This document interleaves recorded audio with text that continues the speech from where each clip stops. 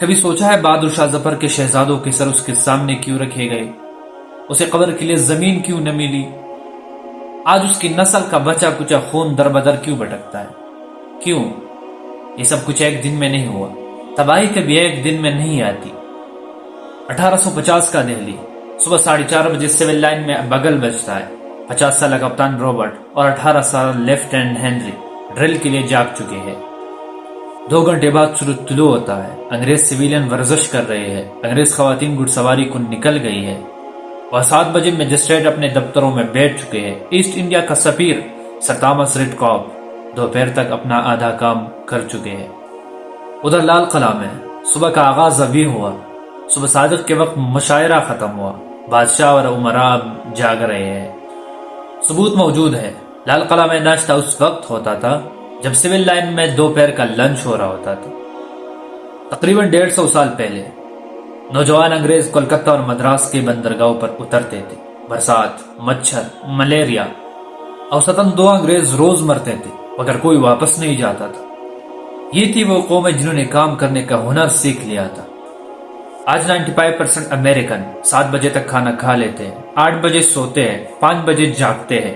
Doctor ہو یا engineer صبح 6 بجے اپنے کام پر موجود ہوتا ہے۔ یورپ، امریکہ، جاپان، چین، کہیں بھی 9 بجے کی ڈیوٹی میں لوگ 9:30 بجے نہیں آتے، سوائے پاکستان کے۔ چین دنیا کی دوسری بڑی طاقت۔ قوم صبح 6 سے 7 بجے ناشتہ، 11:30 بجے لنچ اور 7 بجے تک ڈنر ختم کر چکی ہوتی ہے۔ اللہ کی سنت کسی کے لیے نہیں بدلتی، جو محنت کرے گا وہ کامیاب ہوگا، چاہے وہ انگریز ہو، چینی ہو یا مسلمان۔ بدر کے میدان میں فرشتے آئے، لیکن اس سے پہلے مسلمان پانی کے چشموں پر قبضہ کر چکے تھے۔ رات بھر نبی صلی اللہ علیہ وآلہ وسلم سجدوں اور حکمت میں گزار چکے تھے۔ نصرت محنت کے بعد آتی ہے۔ افسوس ہماری قوم کا حال بھی لال قلعہ جیسا ہے، جہاں سیاستدان بے ایمان، ڈاکٹر کمیشن خور، تاجر سود خور، عدالت غیر منصف، پولیس ظالم، دفتروں میں دیر اور اخلاق زوال عام۔ اسلام آباد کے دفاتر ہو یا صوبائی ادارے، کتنے لوگ واقعی صبح 8 بجے ڈیوٹی پر موجود ہوتے ہیں۔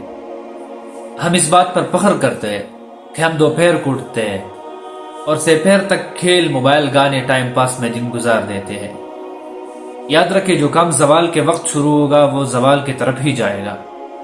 اپنے بچوں کو بتائیے تباہی اچانک نہیں آتی، قوم وقت کی پابندی، محنت، ایمانداری اور غیرت سے بنتی ہے اور انہی سے ٹوٹتی ہے۔